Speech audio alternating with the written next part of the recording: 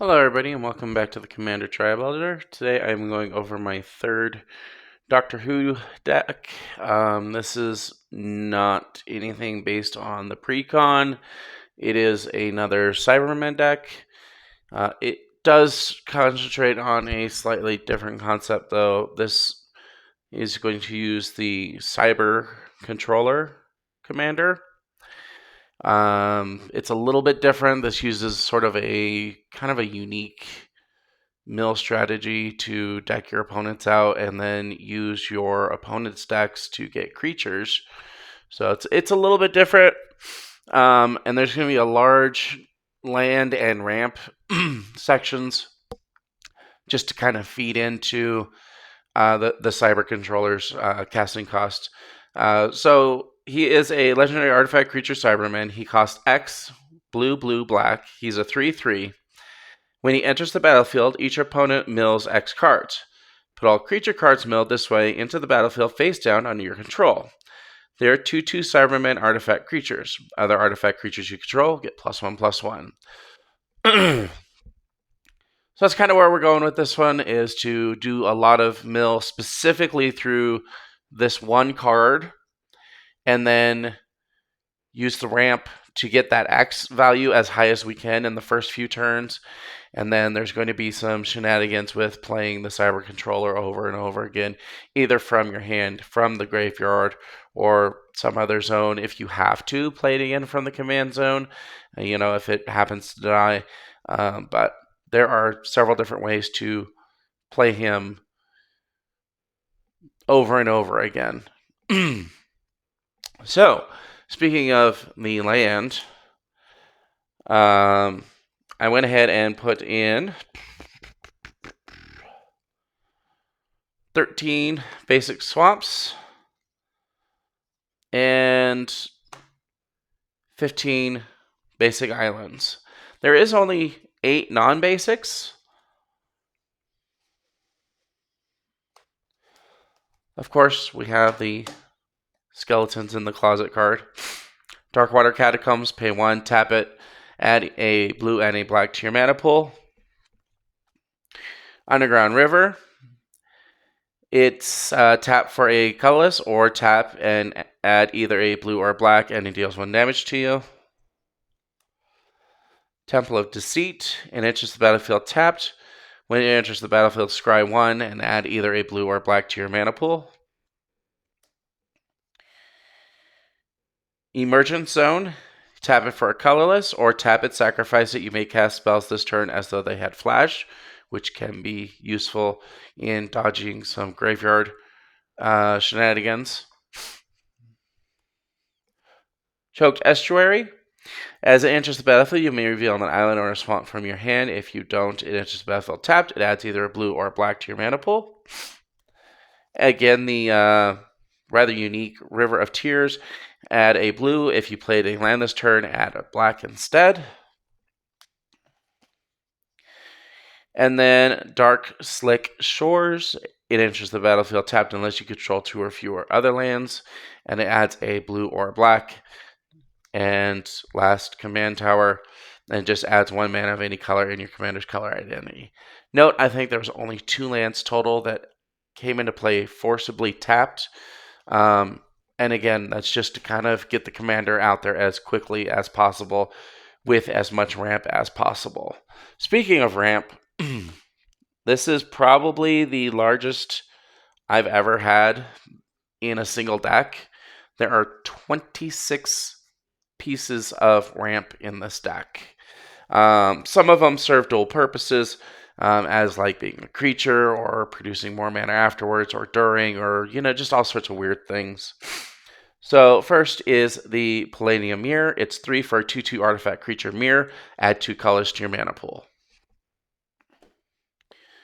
Next is Joyrous Familiar. It's 4 for a 2/2 artifact creature bird. It has flying. Historic spells cost 1 less for you to cast. Historics are artifacts, legendaries, and sagas. Most importantly, artifacts. Most importantly, our commander is an artifact. Next is Karn, Legacy Reforged.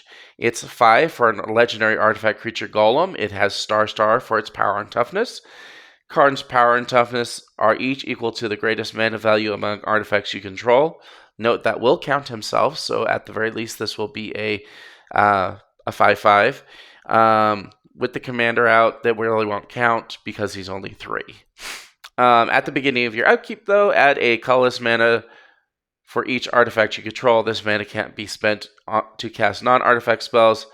Until the end of the turn, you don't lose this mana as steps and phases end. So this can be a really big one for mid to late game ramp. Next is Dimir Signet. It's 2 for an artifact. Pay 1, tap, add a blue and a black to your mana pool. Chief Engineer. It's 1 and a blue for a 1/3 creature Vadalgan Artificer. Artifact spells you cast have Convoke, which just means your creatures can help cast those spells. Each creature you tap while casting an artifact spell pays for 1 generic or 1 mana of that creature's color. Victory Chimes. It's 3 for an artifact. It enters the battlefield. Oh, you untap it. Excuse me. You untap it during each other player's untap step. And then you can tap it, and a player of your choice adds colors to your mana pool. We're not really using this. I know this is kind of a group hug card, but we're just kind of using it for ourselves. I think there's 1 2-drop mana artifact that I didn't put in here. If you don't like that one being 3, feel free to throw that one in there. It's the one that's the one that you can roll the planar die one more time for free by just tapping it. That one is 2 for that ability. Prismatic Lens, it's 2 for an artifact. Tap, add a colorless, and you can also pay 1 tap, add 1 mana of any color. Sword of the Animist, it's 2 for legendary artifact equipment. Equipped creature gets +1/+1. Equip cost is 2. Whenever equipped creature attacks, this is an attack trigger. You may search your library for a basic land card, put it into the battlefield tapped, then shuffle your library. Worn Power Stone, it's 3 for an artifact. It enters the battlefield tapped, and it taps for 2 colorless mana. Hedron Archive, it's 4 for an artifact. You tap it, add 2 colors to your mana pool. You can pay 2, sacrifice it, tap it, and then you get to draw 2 cards. This poor deck, I have ripped so much from this deck, it doesn't even resemble what it used to anymore. But Urza, Lord of High Artificer, it's 2 blue for a legendary creature human artificer. It's a 1/4. When it enters the battlefield, create a 0/0 colorless construct artifact creature token with this creature gets +1/+1 for each artifact you control. And then you can tap an untapped artifact you control, which does bypass Summoning Sickness if the artifact happens to have Summoning Sickness, and you add a blue to your mana pool. You can pay 5 and shuffle your library, then exile the top card. Until the end of the turn, you may play that card without paying its mana cost. I don't know that we'd actually use that part too much, but it's there in case you want to. Next is Laser Screwdriver. It's 3 for an artifact. Tap it, add 1 mana of any color to your mana pool. Pay 1, tap it, tap target artifact. Pay 2, tap it, Surveil 1, which is like the top card of your library. You may put it onto the... Yeah, you can either put it back on top or put it into your graveyard. And then 3 and tap, go target creature, which is just until your next turn. It attacks each combat if able, and attacks a player other than you if able. Not a big fan of Goad, but it's not bad, I think, when you're doing it in that way where it's not a permanent goaded, and then you have the chance of getting hit by it later in the game. Because a lot of those actually boost its power and toughness in some way, shape, or form.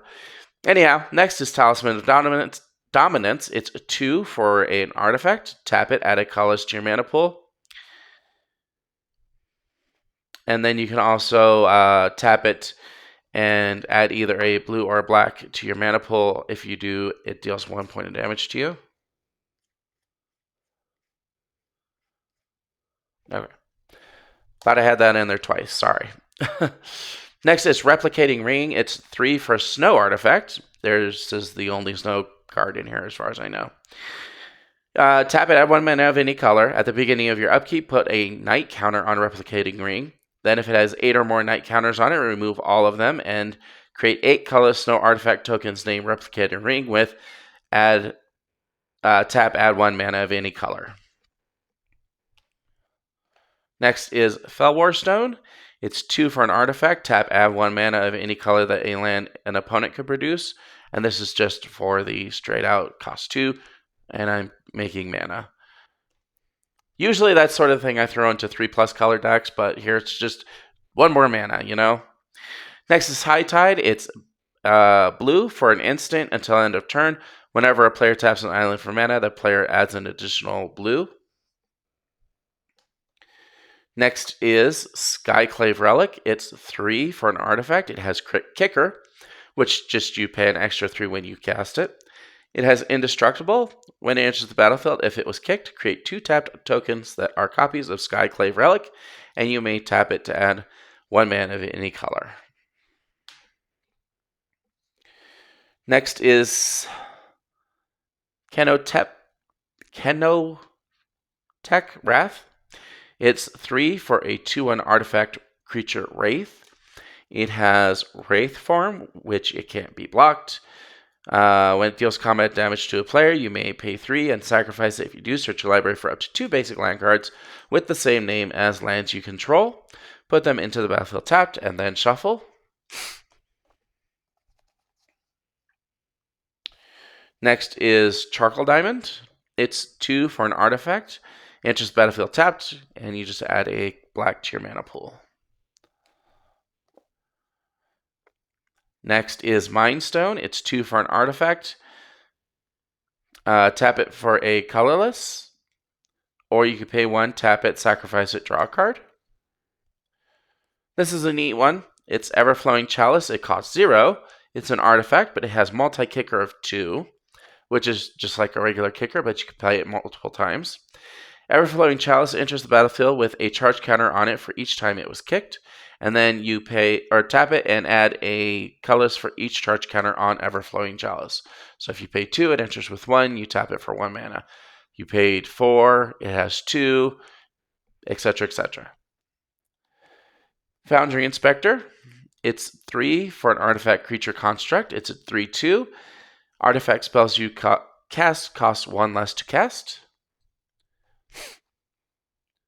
Wayfarer's Bauble. It's 1 for an artifact. You pay 2, tap, sacrifice it, search your library for a basic land card, put into the battlefield tap, then shuffle.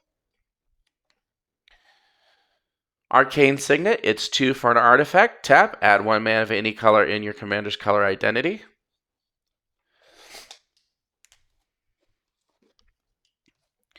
And next is Thought Vessel. It's 2 for an artifact. You have no maximum hand size. Tap it and add a colorless. And next and last is Unstable Obelisk. As I rock the camera. It's 3 for an artifact. Tap it, add 3 or add a colorless. You can pay 7, tap it, and sacrifice it, destroy target permanent. I don't think we're going to be doing that very often, but it's there in case you want it, I suppose. So yeah, a huge ramp package. And again, that's just to get him, our commander, out with as much in X as we possibly can.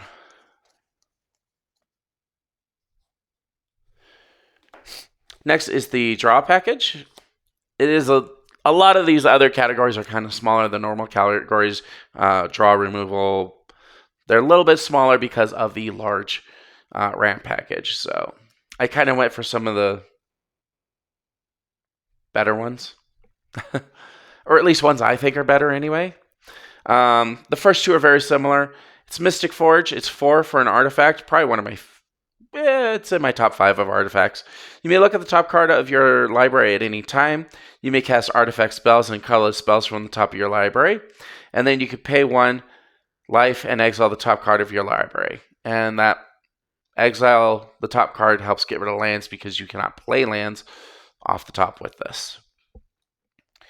The next one is Future Sight. Very similar. It's 2 blue, blue, blue for an enchantment. Play with the top card of your library revealed. you may play the top card of your library. Now, this does allow you to play those lands that get in the way, at least the one per turn in any case. Next is Rhystic Study. It's 2 and a blue. Yeah, I didn't pull any punches on this one. It's 2 and a blue for an enchantment. Whenever an opponent plays a spell, you may draw a card unless that player pays 1. Vedalken Archmage. It's 2 blue for a creature Vedalken Wizard. It's a 0/2. Whenever you cast an artifact spell, draw a card. Which that can get out of hand. And then, not strictly drawing, but it's a fetch. Long-term plans, it's 2 and a blue for an instant. Search your library card for a shuffle, or search your library for a card, shuffle your library, then put that card third from the top. And Pact of the Serpent, it's 1 black for a sorcery. Choose a creature type, Cyberman, hopefully. Target player draws X cards and loses X life, where X is the number of creatures they control of the chosen type. And then Damnable Pact. It's X black for a sorcery. Target player draws X cards and loses X life. Next is the removal package. Again, the first 3 are pretty similar. They're all counter spells. Let's just go ahead and make the first one counterspell. Why not? Counterspell, it's blue for an instant counter target spell. Straight up, gorgeous, beautiful, love it. Very similar. Stoic Rebuttal, 1 blue for an instant. Metalcraft reduces the cost by 1 if you have 3 or more artifacts. Counter target spell. Next is Negate. It's 1 and a blue for an instant. Counter target non-creature spell.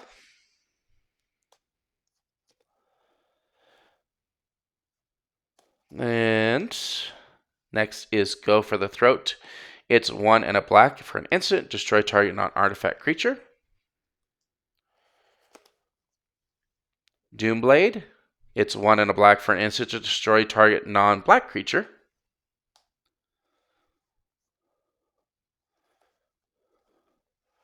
Next is Defile. It's a single black for an instant. Target creature gets -1/-1 until the end of the turn for each swamp that you control. And that High Tide and this is kind of the reason for such a high basic island and basic swamp count. That and they're reliable in 2-color decks. Tidy Conclusion, it's 3 black for an instant. Destroy target creature, you gain 1 life for each artifact you control. This could pay off huge in this deck. And I know I said I really didn't have any other mill cards, but I thought this was just funny. If somebody were to actually die to this, I've seen it on a couple other channels before. It's Grizzly Spectacle. It's 2 black for an instant. Destroy target non-artifact creature. Its controller puts a number of cards equal to that creature's power from the top of his or her library into his or graveyard, or just mills that many. Yeah. And if you kind of notice, some of the removal in here is non-black, non-artifact, so that way if it does get redirected at me somehow, it's really hard to target anything I've got. Yeah, there are some susceptible targets, but you take your chances.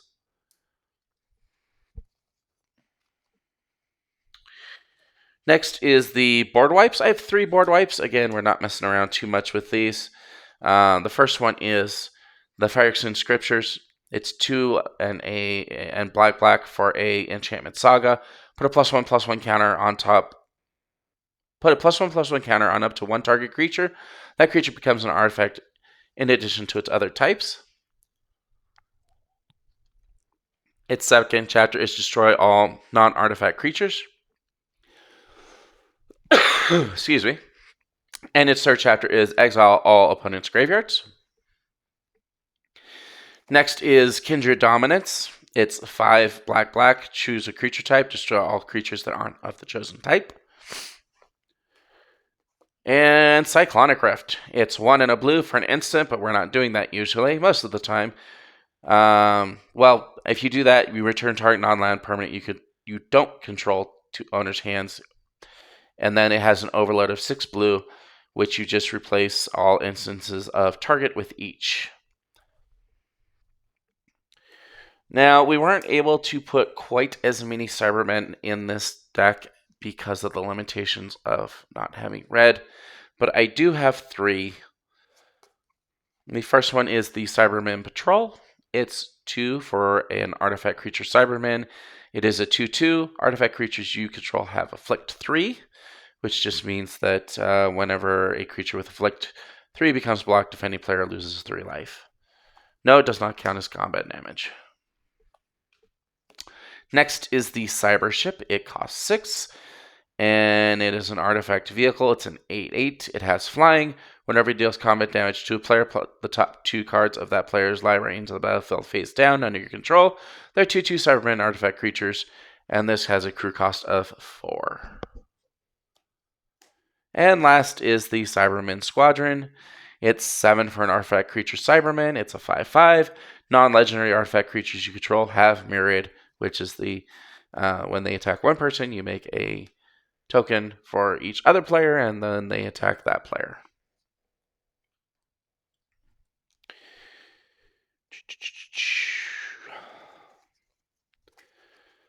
All right. The next section is Anthems. The first one is the Master of Ethereum. It's 2 and a blue for a star artifact creature, Vidalcan Wizard. His power and toughness are equal to the number of artifacts you control, which all those cards you're flipping over your commander do count as artifacts. Other artifacts you control get +1/+1. Chief of the Foundry. It's 3 for a 2/3 artifact creature construct. Other artifacts you control have +1/+1, or get +1/+1. Not strictly an Anthem effect, but throwing it in the category anyway. Probably seen this 2 other times if you're watching my videos. Steel Overseer, it's 2 for an artifact creature construct. It's a 1/1. Tap it, put a +1/+1 counter on each other artifact creature you control. And again, not strictly a Anthem. This is kind of a single target thing. But with as many Cybermen as we're going to be pulling, this is nice to put on just about anything. Pinion Blade. It's a 3 for an artifact equipment. Equip creature gets +1/+1 for each creature you control, and the equip cost is 4. And this is the card that I put into every tribal deck. It's probably the second or third card I put into every tribal deck, and it's usually the first or second card I remove when I'm doing editing, but it found its way in here again, and that's Coat of Arms. It's 5 for an artifact. Each creature you control, each creature gets +1/+1 for each other creature on the battlefield that shares at least one creature type with it. Yeah, usually I have cards that I like more than this, but in this one, with the overwhelming mob of Cybermen that you should be getting, I felt this was a good place for it. I mean, I have like 8 of the things. I got to put them somewhere. I call this section the baby comeback part. There are 8 cards in this, and this is how we're going to replay our commander, either from the battlefield, from the graveyard, however we're doing it. This saves our commander from stuff and then puts it back in our hand, dodging commander text. The first one is Mirror Retriever. It's 2 for an artifact creature Mirror. It's a 1/1. When Mirror Retriever dies, return another target artifact card from your graveyard to your hand. So this will be one if somebody targets it, kills it, puts it in your graveyard. You're very rarely going to put your commander back into the command zone with this deck. There's a couple cards like that. Here's another one. It's the Workshop Assistant. It's 3 for a 1/2 artifact creature construct. Again, when it dies, return another target artifact card from your graveyard to your hand, dodging commander attacks.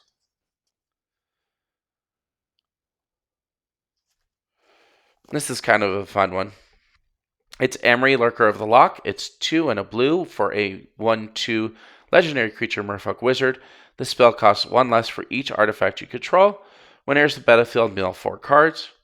And then tap it, choose an artifact card in your graveyard. You may cast that card this turn. And then these are just kind of other ways of saving the commander as well. Drafina, founder of Latnam. It's 1 and a blue for a 2/1 legendary creature human artificer advisor.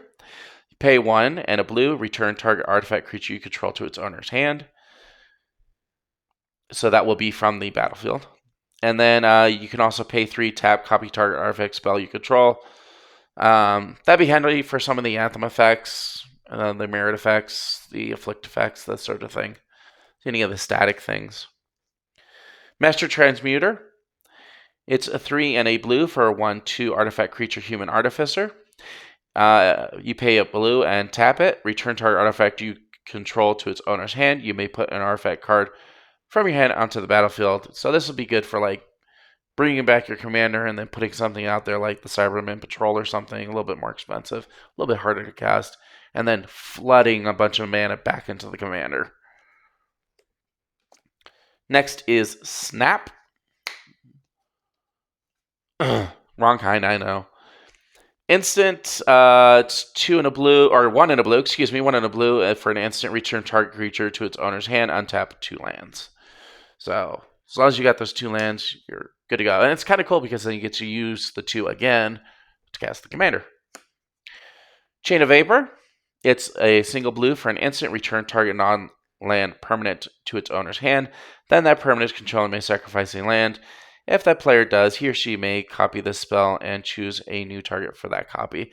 This is also another reason that you kind of want a high basic mana cost. You could sack some of those lands if you really want to save your board from something.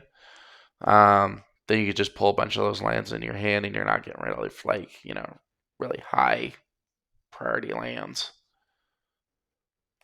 And this one, I love this one. I got fooled by this one when I was playing.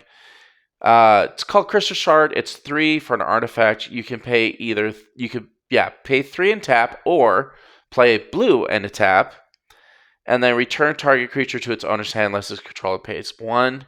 So again, just pay the single blue, tap it, return to your Cyberman controller to your hand. Don't pay the 1. And then the last 3 cards. These are all utility cards. The first one is the Crashing Drawbridge. It's 2 for an artifact creature wall. It has defender. Creatures you control gain haste until the end of the turn. And it's a 0/4. I probably could have put more effects like this into the deck, but I didn't. I'm not really sad if the board gets wiped, as long as I could save the commander and do it again next turn. Most board wipes are non-symmetrical unless the player is planned out very specifically for that, which is one thing I try to do, is keep my board in as much tact as I can and not give any sort of advantage for my board wipes for my opponents.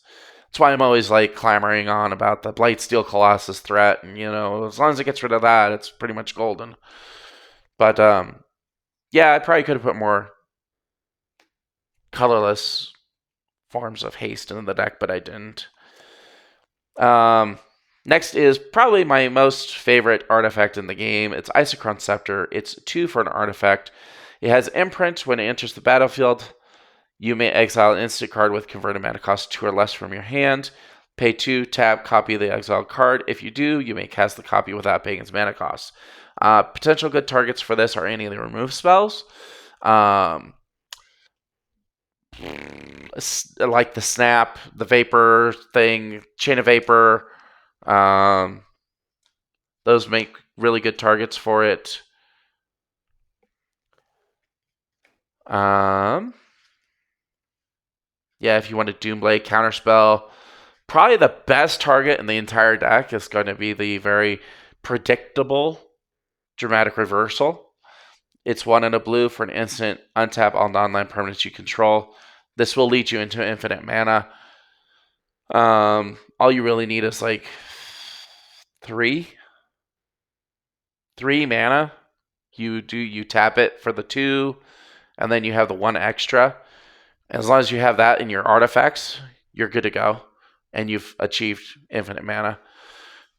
Very easy to do with a ramp package that's 28 deep in a deck. So, you can essentially mill your opponents for 100 very easily. I didn't put anything to go fetch that combo specifically because it's kind of a drag, and sometimes people get upset when you do that kind of thing. So I kind of leave it to chance if it happens. Obviously, there's cards that you could put in and make this a little bit more impressive. If you have a play group that likes that kind of thing, knock yourself out. I'm not stopping you.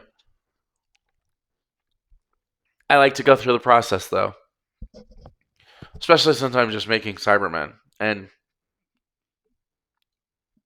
destroying their decks in the process. Anyhow, so that is my Cyber Controller deck. Yeah, I saw that I got the super foily. Let's see if we can get it on camera. I think I did. Yeah, there you go. It's got the cross hatched, or it's not cross hatched, but it's got the streaked foil. And I was like, ooh, I gotta make a deck out of that. But yeah, there you go. There it is. I'm glad I was able to show you all three of my Doctor Who decks that I have assembled. I haven't really done anything with the other 3 decks. I just felt they were kind of a little discombobulated. Probably the best one that had any sort of like theme going through it was the timey-wimey one. I have a feeling people are breaking that one. From what I understand, that was the hardest deck to get a hold of, was the timey-wimey with David Tennant at the helm. And of course with Rose Tyler.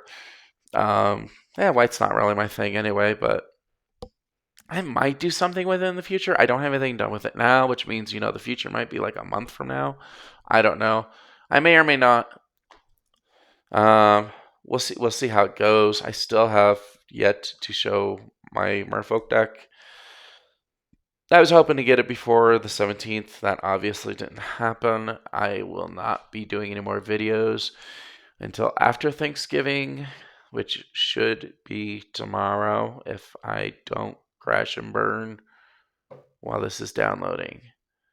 So this video will either be out today or on Thanksgiving. In any case, I probably won't get back to doing anything with Magic the Gathering for till Tuesday. We'll see how it goes. I was not able to get the Commander decks. I might have to order them. We'll see how it goes. I finally figured out what they are. I guess there's a Merfolk one, a Dinosaur one, a Pirate one, and something else. Which would be cool to have a Pirate pre-constructed deck. I tried making one out of Admiral Beckett Brass a long time ago, and I just didn't like it. It was a mess. I don't even want to show it. It was a disaster. Anyhow, between here and there, I'll probably show my Merfolk deck. Maybe I'll do that next week.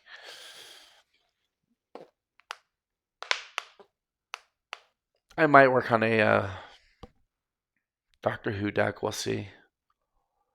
I'm not sure. In any case, have a happy Thanksgiving, either today or tomorrow, or today or yesterday. Today or tomorrow. In any case, yeah, happy Thanksgiving. Keep shuffling. See you next time.